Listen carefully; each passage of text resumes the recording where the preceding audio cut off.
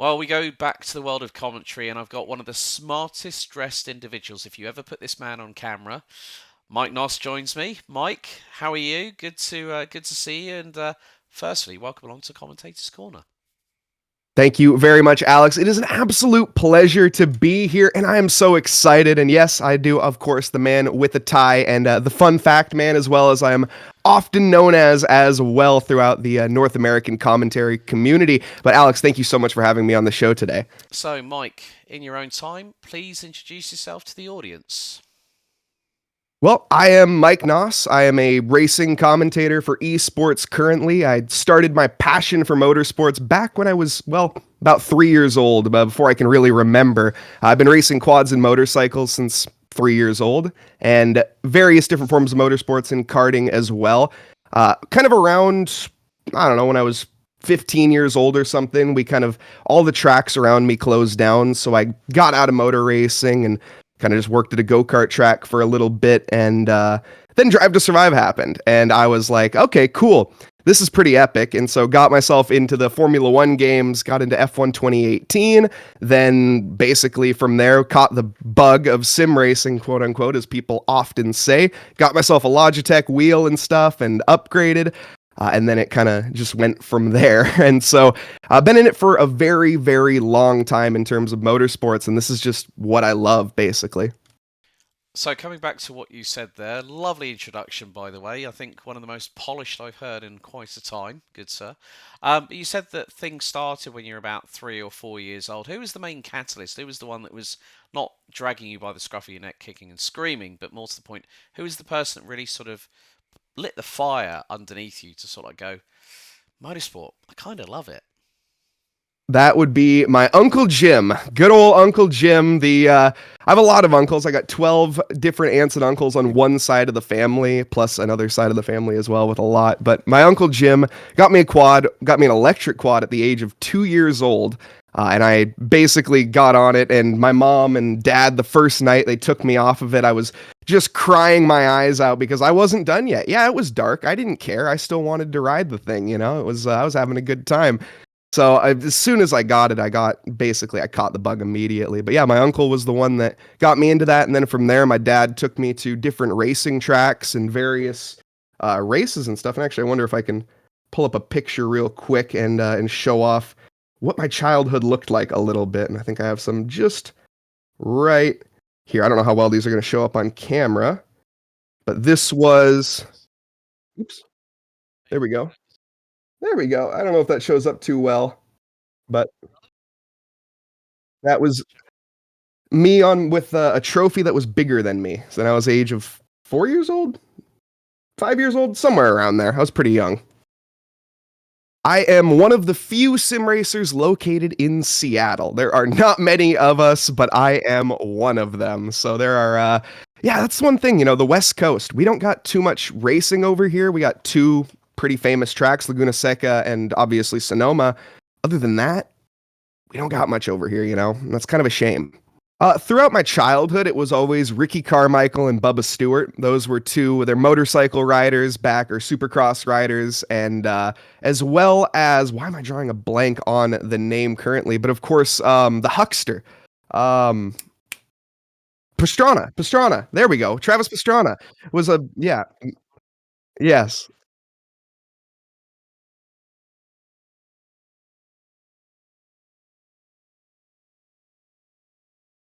Yeah, that was unfortunate. I actually am unfamiliar with that. Or Yeah, I Jim mean, Carter? because the thing was, just a few months before Ked's unfortunate death due to a snowmobile accident,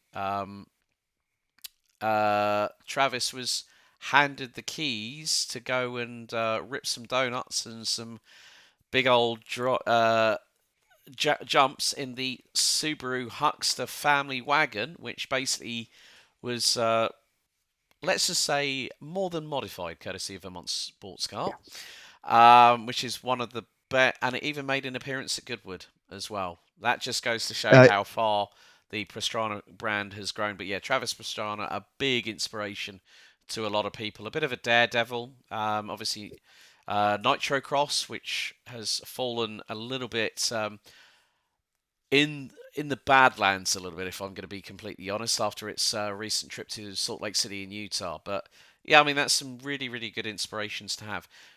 Now, for those that may recognise Mike stateside, you'll know of a certain platform called Trackalicious, which is featuring very much on Twitch, where we do actually see you on camera a lot of the time, as well as with the racing action. How did that all come about? That's a great question, to be completely honest, because it is a bit of I just sort of fell into it on accident, sort of thing, and it just stuck. So, starting back in when I went back to F1 2018 and getting into sim racing and whatnot, I'd just gotten a wheel and was wanting to dive deeper into sim racing, get more involved. And so I thought, you know what? League racing. That sounds like the logical next step. And it turns out that was the logical next step. If you're looking to get into league racing, get involved in league racing. It is so worth it, even if you have a controller. Anyways, it is, of course, so I got involved with a community called JRE at the time. And after basically Eric and JRE, there was a bit of a stuff happened. People ended up changing Discords and we moved over to Trackalicious. So I've been around since the birth and inception of Trackalicious as a driver. But as kind of the few seasons went on, I wanted to try commentary. Somebody asked me, I can't even remember what led me to the booth initially, to be completely honest. But I ended up commentating alongside Reed Aldred, and I kind of, sorry, Reed, overpowered him a little bit in terms of commentary. And so ended up at a certain point just taking over the Trackalicious commentary there and becoming the lead producer. And that's kind of where I still am to this day. Been there for almost 3 years now. We've been commentating for Trackalicious and absolutely love every single minute of it. Having the community behind me as well, amazing. I love the community style of racing. And, you know, with SimGrid, with the Community World Challenge and SRO joining in that as well, I thought that was really, really awesome to see this year. I think also SRO have been one of the biggest sort of mainstream motorsport companies, headed up by Stefan Rattel, of course. Having with, say, for instance, the Fanatec Arena for Fanatec GT World Challenge Europe, where the real life drivers and also the Associated Pro Sim racers were on site. It was a live broadcast, which really showcased the opportunity for people, not just say in Europe, because Fanatec GT World Challenge Europe brings so many great talents, not just from Europe, but then you look at the likes of Daniel Morad, who also runs his own sim racing team, Moradness, with Winwood, and also is a factory Mercedes AMG Works driver. Has run with the likes of Maro Engel, who's also gone stateside. There's so much crossover. I mean, with regards to sim racing being a tool, and this is quite actually relates to your background, that you've done a lot of racing, obviously owner driver karting, quads, motorbikes, all that kind of stuff.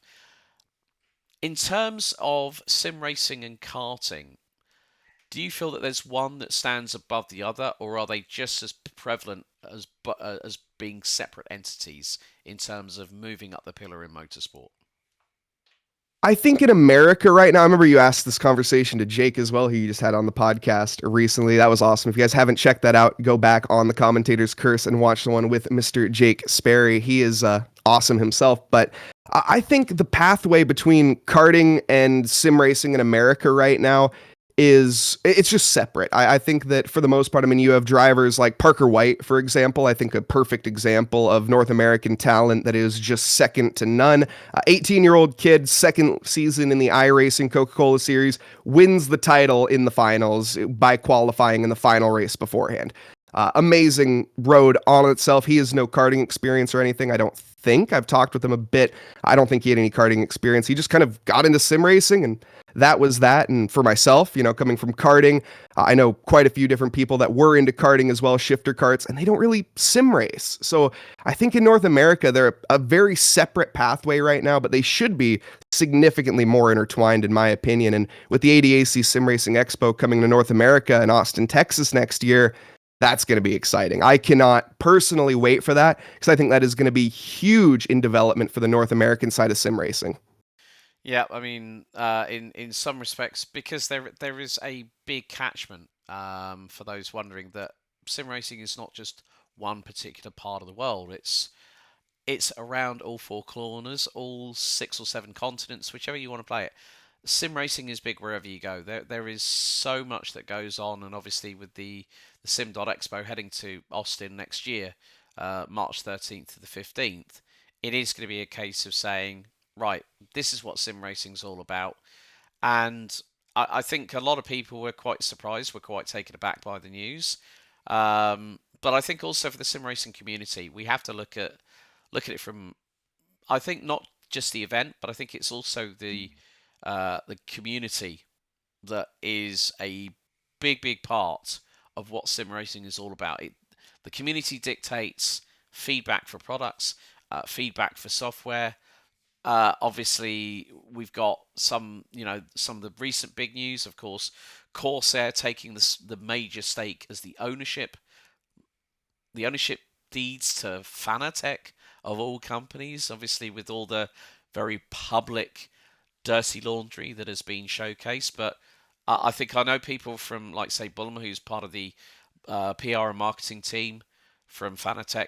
They're just really pleased that everything's been sort of saved, and Fanatec will continue to be a standalone brand under ownership of Corsair, which is good for the market. But then we see Assetto Corsa Evo through Kunos Simulazione getting its first proper test, courtesy of people at the Sim Racing Expo. You've also been doing a lot of work with Williams Esports as well. He's one of the more regular commentators on there. I mean, myself, I've been a part of the crew, but also I think it's great that teams such as Williams, such as BS Competition, you've got all the big power players, you've got Redline, you've got Coanda. What does it mean to work alongside a team such as Williams Esports, considering their Garagista history in Formula One? I think up until Dorillion Capital took them over, they were the last true Garagista being owned by the Williams family, up until the changeover. What does it mean to you personally to be a part of that brand? As you can see, I have a big smile on my face just talking about it. It is such a pleasure. So first off, of course, working through SimStaff, that's where I got the gig to begin with Williams, of course, is I work for SimStaff, so traveling the country doing simulator work and commentary as well. So working with Williams through SimStaff, working with Williams is amazing. I think that, especially, I just had my 1 year anniversary, actually, just the legit about 10 days ago. I had my 1 year anniversary with Williams. So it was kind of surreal to be like, wow, I've been around here for 1 entire year and commentated alongside David Christie for the first, was it Pesk? No, it was IMSA round one back a year ago. That was the first Williams race that I had done. And since then, they kind of took me on board with their team, and I'm, like I say, one of the leader commentators over there with David, Paul, a few others, Ewan, and pretty much, honestly, the team's kind of small over there right now for the terms of like who's constant there, but having Paul Jeffrey, who's currently doing Lamborghini stuff as we speak and out in Europe, and David Christie, just an amazing figure himself. Those are two real impactful people in my life that have made it kind of just pushed me along, made me really kind of lock in and focus a little bit more. And so just having the pleasure to work with those guys has just been amazing. Yeah, I know David and Paul personally anyway. I mean, both former guests on Commentators Corner. Also, I've worked with them on Williams. I mean, funny enough, I was one of the first people to actually sign up with SimStaff all those years ago when Josh went, I need to have a chat with you. Good old Josh Martin, also another guest on Commentators Corner.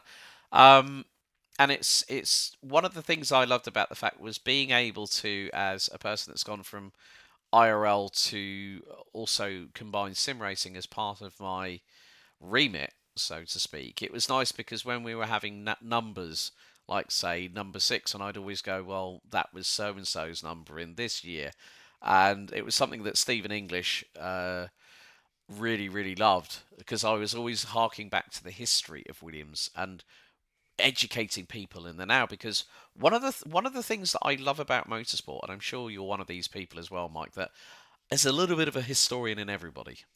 Oh, yes.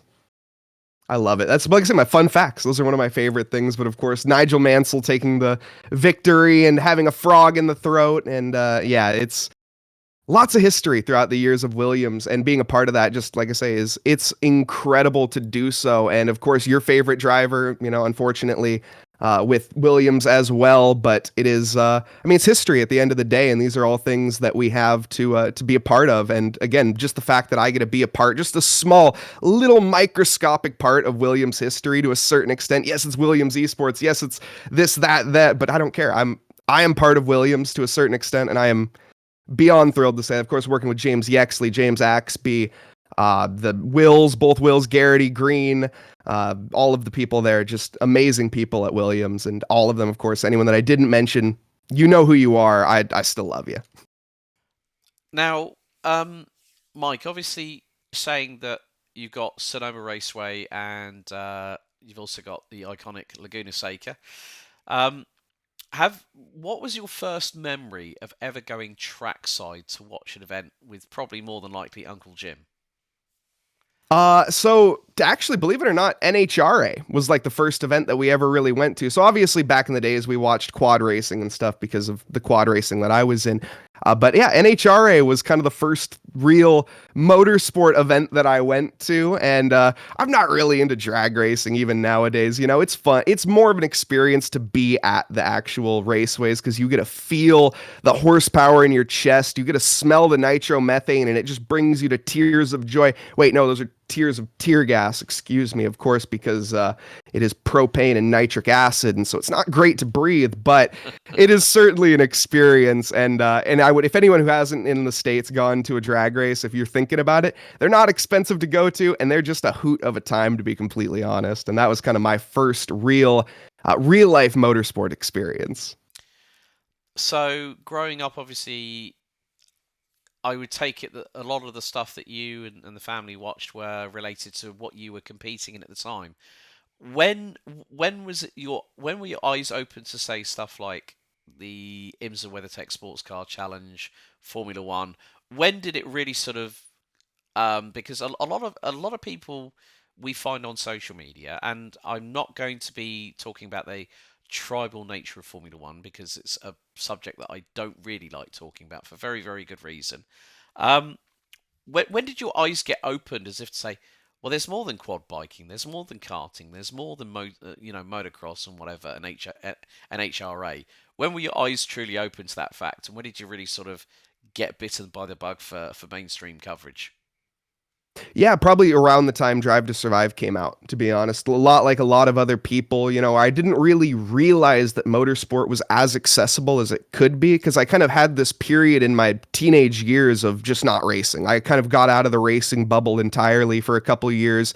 I was working construction and just kind of focused on construction for the most part, and I wasn't concerned about the world of racing until probably about 2018 or 2017. I think 2017 was the first year Drive to Survive came out, and then 2018 was the first year that I watched it. And I was like, oh, wow. So these you get to see all the storylines and stuff. And sure, some of them are fabricated. We don't need to talk about that part, in Drive to Survive, whatever. There's still the storylines that you have there. And that, as a commentator, one thing I learned later, I didn't know I wanted to at the time, but storytelling is the best part about racing. And that's kind of where it opened my eyes up as Formula One. I got pretty on board, as you said, with everyone kind of hopping on board and being, oh, I'm Formula One fan and that's it. I was kind of in that way for a little bit, but that's just because I didn't really know. Started watching a little bit of IndyCar, started watching or getting involved with ACC and Assetto Corsa and then GT racing and seeing what GT racing was, because I don't think, if you guys aren't too familiar, if you're a viewer and haven't seen GT racing, I would highly recommend checking it out because there aren't many motorsport series that you get to watch a Ferrari racing a Lamborghini, racing an Audi, racing a Corvette, racing a Camaro, and all of these different sort of engine configurations, suspension setups, sizes of cars, all put together with a balance of performance package and basically smack dab equal on the same piece of tarmac. It's amazing. I mean, it's truly, it's so entertaining. And when you go down and you see the cars in real life, it's just something else. Yeah, I completely agree. GT racing is one of the categories that I really, really love. Of course, whilst we're recording this, it just so happens to be the weekend of the FIA GT World Cup at the Circuito de Gaia in Macau, of all places, and they have got a who's who of manufacturers. I think it's Lamborghini's first time entering as a manufacturer this year. BMW, Audi, even the R8 Evo 2 is still being pummeled around the bumpy, undulating 6 kilometre circuit. Yes, it's stupid o'clock in the morning for me for having to watch it, but you know what? It's worth watching it every single time because you've got one of the best, I think, in my eyes, one of the best all round commentators in the globe, and that is none other than David Addison, the voice of GT World Challenge Europe, of course. You've got great people that work for GT Americas as well, also done through SRO. And of course, a couple of the people that work in that paddock, former guests, DJ Clark and Joe Peak. I think with regards to commentary style, describe yours in a nutshell? Chaotic. To a certain extent, I'm very much. That's an interesting, because like I say, I like the fun facts. That's one of the things that I don't think that's my style, but I love incorporating fun facts into it. I just like high energy. I think I'm a very high energy commentator. I like to. I get excited in the moments. I just love watching racing. One of the comments that I often say when I am commentating is there is no feeling in the world that is the same as racing side by side with somebody and having 100% trust in the person next to you and them having 100% trust in you. That is a feeling that not many people get to say that they've experienced, and it truly is intoxicating. If you've never, it's even in sim racing, you feel it in sim racing as well. It's the same in real life as, of course, you have that ever looming presence of death leaning over your shoulder, which is less than ideal if you're not too into that.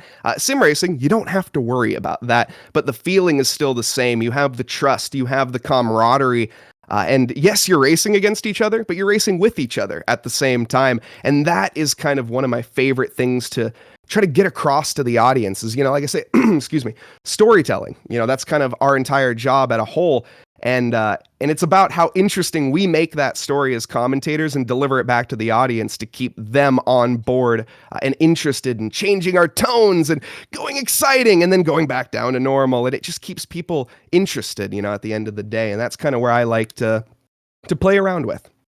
Yeah, I mean, in some respects, there are so many people that do such a great job. Stateside, Lee Diffie being one of those people that, despite being from Australia, was the voice of NTT IndyCar Series for many a year. He's now made the switch to NASCAR, Xfinity Series, which I think was, there are people that have jumped on the bandwagon where they've gone like, he's really, really good. Yeah, Lee is a solid commentator.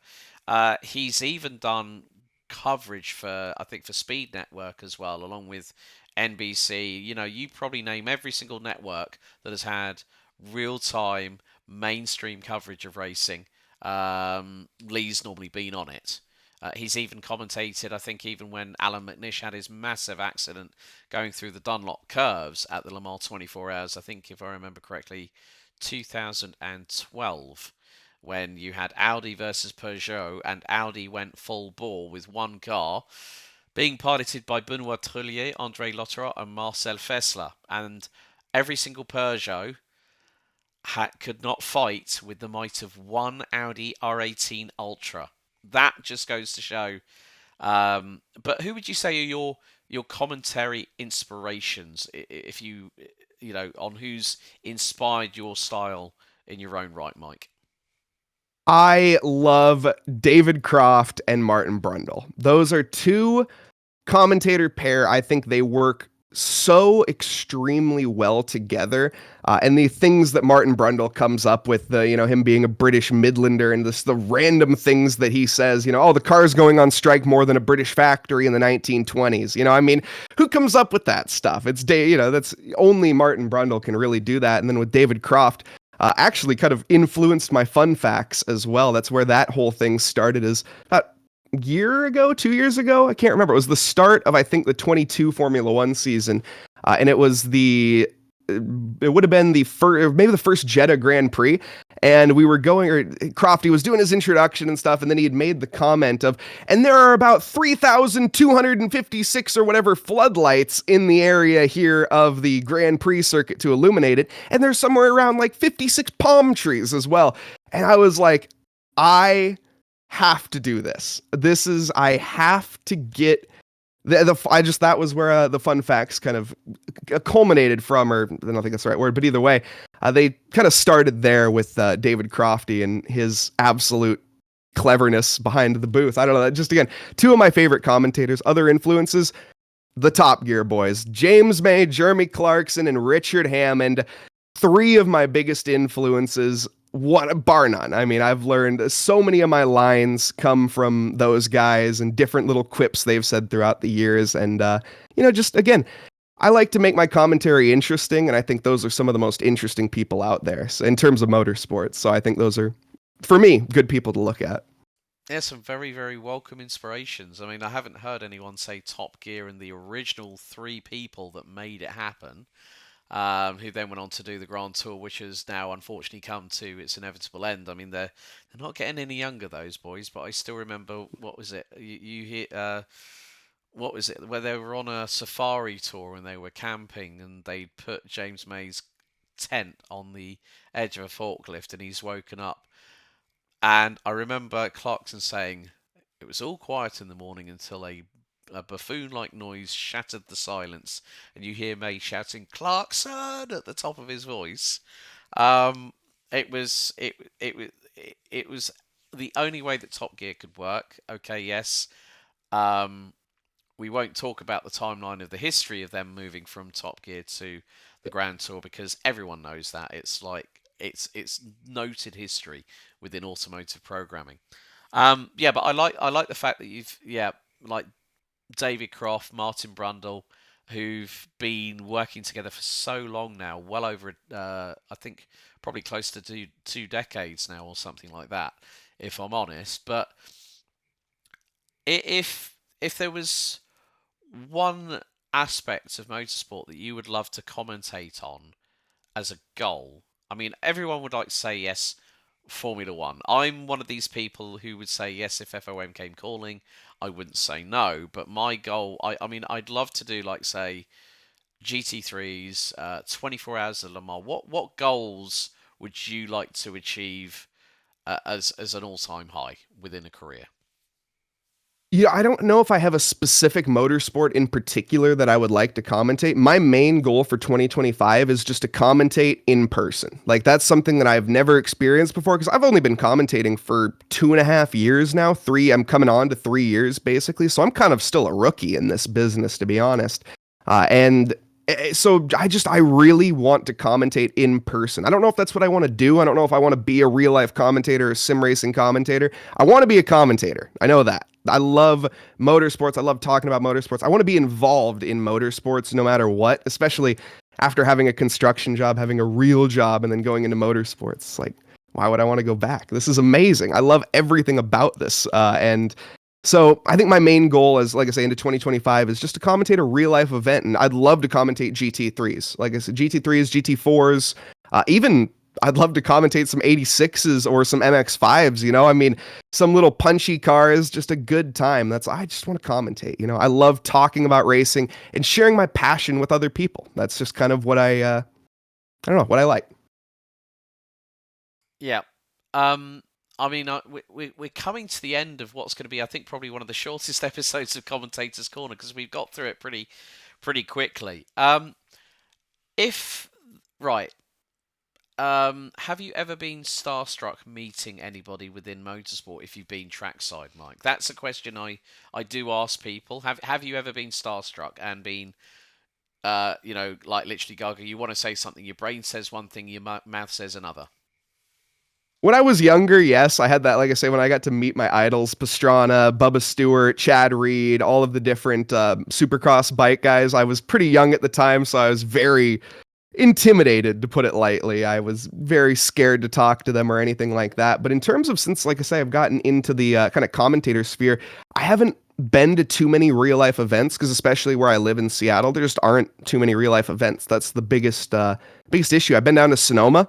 That was That's actually the only real racetrack that I've been to. I went to PIR as well for the Formula E event. That's right. I got invited down there, but that was just kind of a small thing. I didn't get to really meet anybody. I probably take that back. I got to meet F1 Ellie. That was pretty cool. Meeting F1 Ellie. She's pretty awesome. So that was nice to meet her, and I got to see her down in Sonoma again.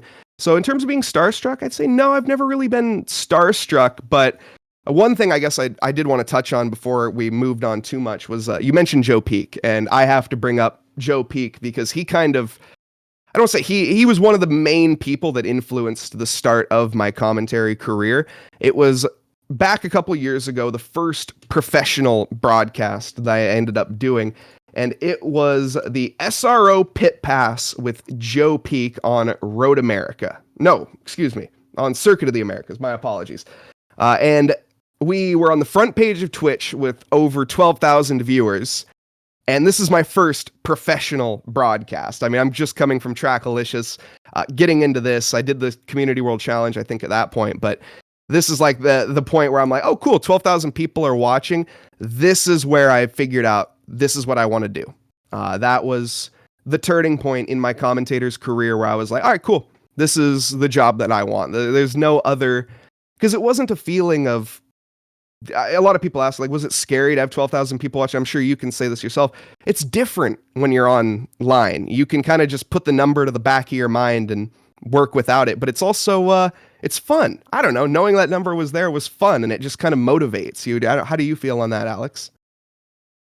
Well, I think the biggest sort of audience being on site. I mean, online, I look at chat, I look at the numbers. I think when I was at the Le Mans International Karting Circuit, right inside the Porsche curves this year for the Yamaha Euro Cup, at one point we still had racing going on. I think it was for the superheats on Saturday night, and it's like 9:45. You've got the floodlights lit. You've got everyone wearing clear visors or yellow visors so that at least they can see the track. Tinted and iridium visors at that point were banned. They still are to this point, obviously for dark conditions. And there was just this buzz. Like we had the rafters just over the pit lane were completely stacked. We had a viewing gantry off of the final few corners. That was packed. We had everyone down in pit lane, like literally across the pit lane wall down by the start finish straight, completely packed. We had over 550 viewers on YouTube, concurrent viewers as well. And there's me and my friend Guillaume Alvarez, and we're just having an absolute blast in the commentary box. And I didn't think of the numbers at all. But I think one of the biggest things for me was realizing that, obviously, with the heritage and with knowing different languages, doing Formula E, Berlin Tempelhof last year as the circuit commentator, and then I got told how many people were there over the course of the weekend, and then it sinks in. I went, oh my god! Like I got told the attendance figure, which was something like over 50,000 people. I got messages from people on Twitter, on Instagram.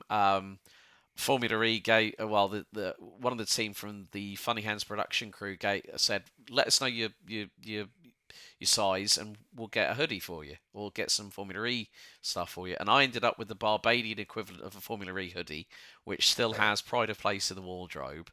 And the funny thing was, I got doorstep more than some of the Formula E drivers are saying, "Oh, you're the circuit commentator." Because what I didn't realise that in the planning schedule was that one of the hosts was going to come into the commentary box, which was just a porter, like literally a porter cabin, and say, "Okay, what did you think of qualifying?" Da da da da da. And then people like saying, "Ah, you're the commentator. Can we get a selfie?" And I was like,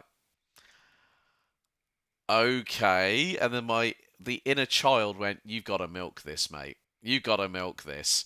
Just go for it." Which was, I think, one of the most humbling things as a commentator, because, folks, what you got to remember is that we do this job because we love it. Yes, we do get paid for doing it. A lot of us do. But when we get wonderful comments, it puts our feet on terra firma. Wouldn't you agree, Mike? Oh, absolutely. I always love seeing the comments in the chats every now and then, especially when you're just on the, like for SRO or something like that. And you say, oh, is that the Trackalicious commentator? Hey, I recognize that voice somewhere. You know, it's not quite the equivalent of, oh, can I get a selfie with you? You know, maybe one day, heck. But it is it's still a feeling of, yeah, just joy. And then, of course, you know, it's interesting because you bring that up with the nice words. There's also, of course, the not so nice words that get said from certain people, which I've never understood those people that say Mm, those slightly not nice things, but they happen every now and then. And I don't know, how do you deal with those yourself, Alex? I mean, obviously, you know, comments, they just sometimes you just got to let them go over your head and say whatever. But in one ear, out the other. I mean, yeah, one I there's a funny story that I keep telling to this day that I went out with a few friends for a night out and like old school buddies who I hadn't seen in like probably the best part of 2 decades, and we all decided to get together. And they asked me, "Well, what do you do for a living?" And I said, "Well, I work." At that point, I was still doing an office job in the automotive industry, and I was doing the commentary on the side as a side hustle, if you will. And they went, "Yeah, well, we hear that commentators talk a lot of waffle." And I went, "Okay, I've got a challenge for you." And it was the guy who'd got us all together, and I went, "Right." So I put a particular race on from when I went to Sweden to Kristianstad, which is like about an hour and a half's drive away from Copenhagen International Airport in Denmark. And so I brought up this race and I said, okay, you've got to go through the grid and you've got to do the first 3 laps of the race. And we killed the volume on, so like literally, you know, like how with your smartphones you can sort of like do the, the drop it to a TV. So that's what I did. So he went through the grid, got through turns 1 to 3, and then stopped. yeah, Okay. And then I went, so I stopped the video and I went, what are you doing? There's like 3 or 4 battles going on and you've just stopped.